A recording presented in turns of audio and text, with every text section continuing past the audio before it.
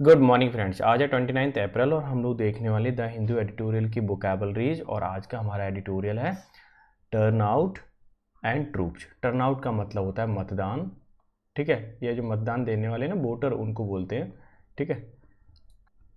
Clear? तो मैं यहाँ लिख देता हूँ मतदान, मतदान, ठीक है। दूसरा है आपका ट्रूप्स। ट्रूप्स का मतलब होता है आपका, दो होते हैं इसके मीनिंग। एक होता है अलंकार, एक रूपक अलंकार होता है ना, उसको बोला जाता है। अलंकार का मतलब किसी भी चीज़ को एक्सप्लेन करना, बड़ा चढ़ा करके बताना। एक होता है ये अप्रस्तुत, मैं लिख देता हूँ अप्रस्तुत विधान, ठीक है। यानी एक ऐसा विधान जो प्रस्तुत नहीं किया है या फिर स्टेट हम बोल सकते हैं, उसके लिए यूज हुआ है। अब ये सबटाइटल देखिए तो आपको समझ में आ जाएगा। Voter turnout has been lower, कि जो वोटर है ना, टर्नआउट का मतलब मतदान कर रहा है, लोअर कर रहा है, कम कर रहा है इन मोस्ट स्टेट, ज़्यादातर स्टेटों में। क्लियर? कंपेयर्ड टू 2019 इलेक्शन, यानी 2019 का जो इलेक्शन था उससे अब जो वोटिंग हो रही है लोग कम वोट दे रहे हैं। क्लियर है ना?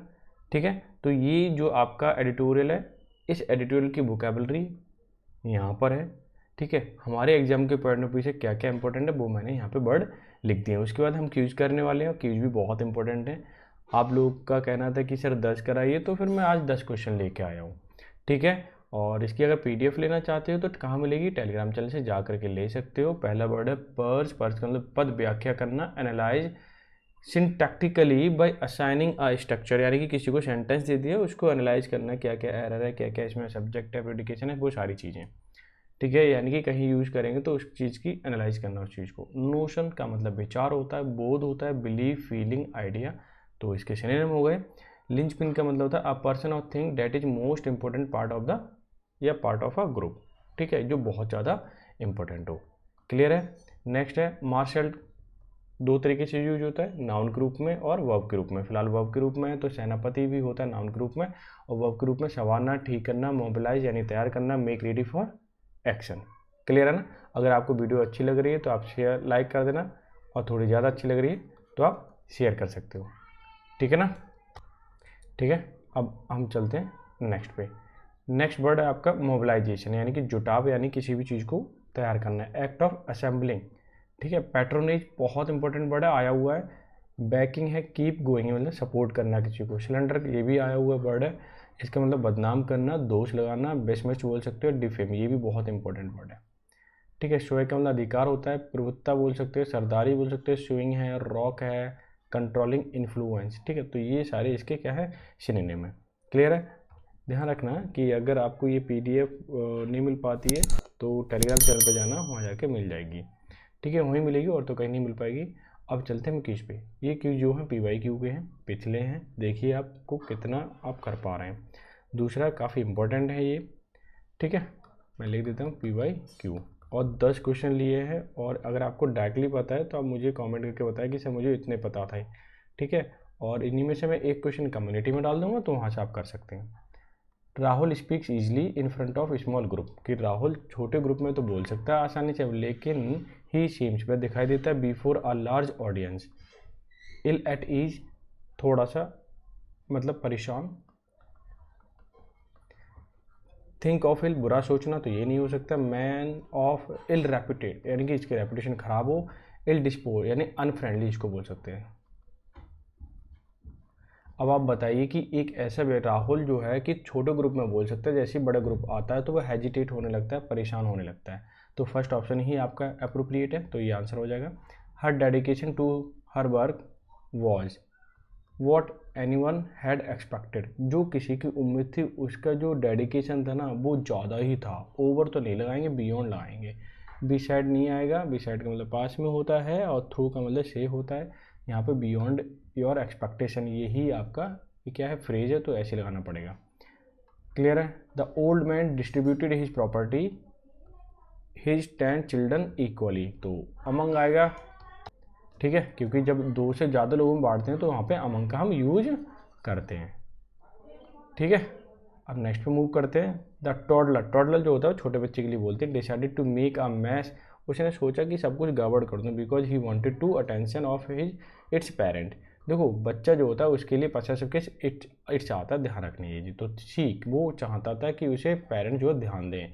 इलिसिट का मतलब बाहर निकलना, ये भी नहीं होता। प्लीज़ जानते हो एक्सट्रैक्ट किसी का पार्ट होना, ये भी नहीं है। यानी कि ऑप्शन नंबर फर्स्ट ही आपका आंसर है। ठीक है, the teacher assured you have completed your homework, कि टीचर ने अश्योर्ड किया कि आपने काम पूरा कर लिया। अच्छा नीचे टैग दे रखे, टैग तो आपने पढ़े ही होंगे। ध्यान देना, अगर अफर्मेटिव सेंटेंस है तो नेगेटिव टैग आएगा। तो देखो सबके सब नेगेटिव है। अगर यहाँ पे यू हैव है तो हैव लगा दीजिए, और नेगेटिव है यू ऑब्जेक्ट के रूप में आ जाएगा, तो यहाँ पे हैवंट यानी थर्ड पार्ट आपका अप्रोप्रिएट है। बहुत ही आसान होते हैं टैग, फ्री के नंबर होते हैं ये, ध्यान रखिए। ठीक है, नेक्स्ट क्वेश्चन है, are distinct sense of relentless was bothering me, I left the cemetery. ठीक है, ये क्या कहना चाह रहा है? डिस्टिंक्ट का मतलब होता है क्लियर, एकदम स्पष्ट होना। इसका एंटेनिम बताना था, वो मैं यहाँ लिखना भूल गया, कोई बात नहीं। ठीक है, एंटेनिम क्या होगा देख लेते हैं। टेरिबल तो खतरनाक होता है, डरावना। क्रिटिकल ये भी नहीं हो सकता। प्रायर मतलब पहले। वेग मतलब अस्पष्ट। ठीक है, तो ऑप्शन नंबर आपका फोर्थ आपका आंसर हो जाएगा। ठीक है, डिस्टिंक्ट देख पूरा पढ़ने की जरूरत नहीं है, क्योंकि डिस्टिंक्ट मतलब आसानी से मालूम पड़ रहा है। ठीक है, अगर हिंदी निकालने की कोशिश करेंगे तो क्या होगा? आर डिस्टिंक्ट यानी क्लियर स्पष्ट, सेंस जो है रिलेंटलेस वाला, परेशान होने वाला। वॉज बोदरिंग परेशान कर रहा था। When I left the symmetry, जब मैंने सिमेट्री छोड़ दी थी, कब्रिस्तान। ठीक है, नेक्स्ट में मूव करते हैं। जैक टुक ऑन 3 जॉब्स, उसने 3 जॉब ली एट वंस, एक ही बार में। But soon realise he had, उसने तुरंत ही रियलाइज कर लिया। कट कॉर्नर्स, ठीक है, और कट कॉर्नर्स का मतलब हो किसी काम को जल्दी से करना, हरी में करना। ठीक है, take it with grain of salt का मतलब होता है शक, थोड़ा शक करते रहना। ठीक है ना। दूसरा है bitten off more than he could chew, यानी उससे ज़्यादा काटना जिससे तुम चबा नहीं पाओ। एक तो ये से च्यू का मतलब चबाना होता है। ठीक है, इसका मतलब होता है कि किसी भी कमिटमेंट को करना, कमिटमेंट कर दिया, पूरा ना कर पाना, कमिटमेंट पूरा ना कर पाना। ठीक है, तो मैं लिख देता हूँ यहाँ पे, तो ज़्यादा बेटर रहेगा। कमिटमेंट पूरा ना करना। Played by year, played by year का मतलब होता है कि किसी काम को तुरंत करना, तुरंत करना। ठीक है, तो ऑप्शन नंबर यहाँ पे देखा जाए तो वो थर्ड है। क्यों है? कि वो जॉब ली, उसने तुरंत समझ गया कि भाई मैं काम पूरा कर नहीं पाऊंगा, तो छोड़ दो भाई, 3 जॉब मत करो। The CEO has than worrying about individual customer complain, कि बिग फिश टू फ्राई, यानी कि कोई काम महत्वपूर्ण होना। कि सोचो यार, इंडिविजुअल पर्सन की मैं शिकायतें सुनूँ, उससे भी महत्वपूर्ण काम होते हैं CEO को, ऐसी बात नहीं है। टेकन आ रेन चेक, इसका क्या मीनिंग है? तो इसका मीनिंग होता है जैसे कि कोई चीज़ है आपने मना कर दिया, फिर दोबारा से उसे क्या कर लेना? स्वीकार लेना, या फिर उसे एक्सेप्ट कर लेना, मान लेना। ठीक है, लेकिन दूसरे चांस में, मैं ले देता हूँ, दूसरे चांस में मानना। ठीक है, throw cautions to the wind, इसका क्या मतलब होता है? देखिए, इसका मतलब होता है कि to do something without worrying and risk, बिना चिंता के करना। सिंपल सा, बिना चिंता के करना। Been walking on thin ice, तो जाहिर सी बात है रिस्क लेना कि थिन आइस पे चलोगे तो डूब भी सकते हो। ठीक है, तो समझ में आ गया। अगर मैं बात करूं तो फर्स्ट ऑप्शन ही आपका इसका अप्रोप्रिएट आंसर है। ठीक है, अब मूव करते हैं नेक्स्ट पे। I know it was wrong to distract his friend, कि मैं जानता हूँ उसके फ्रेंड को डिस्ट्रैक्ट करना वो गलत है।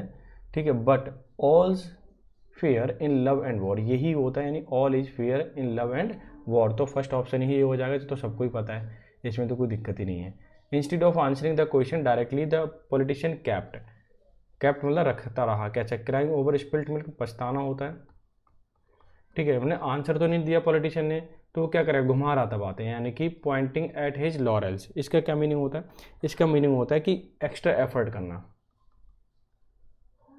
एक्स्ट्रा एफर्ट करना। ठीक है, बीटिंग अराउंड द बुश यानी घुमाना फिराना, घुमाना, क्या? बातों में घुमाना। स्प्लिंग द विंग का मतलब होता है किसी बात को डिस्क्लोज करना, यानी कि ओपन कर देना। तो पॉलिटिशियन आंसर तो दे नहीं रहे थे, तो बातों में घुमा रहे थे, फंसा रहे थे। ठीक है, बीटिंग अराउंड द बुश, तो ये थर्ड का, वो 10 का थर्ड आंसर हो जाएगा एकदम। और ये वीडियो कैसी लगी, कितने क्वेश्चंस आपके ठीक गए, आप मुझे कमेंट करके ज़रूर बताएं। और कम्युनिटी में डालने वाला हूँ, उसका भी आंसर जरूर करें आप। ठीक है, तो मिलते हैं नेक्स्ट सेशन में, तब तक के लिए बाबा, take care, have a good day.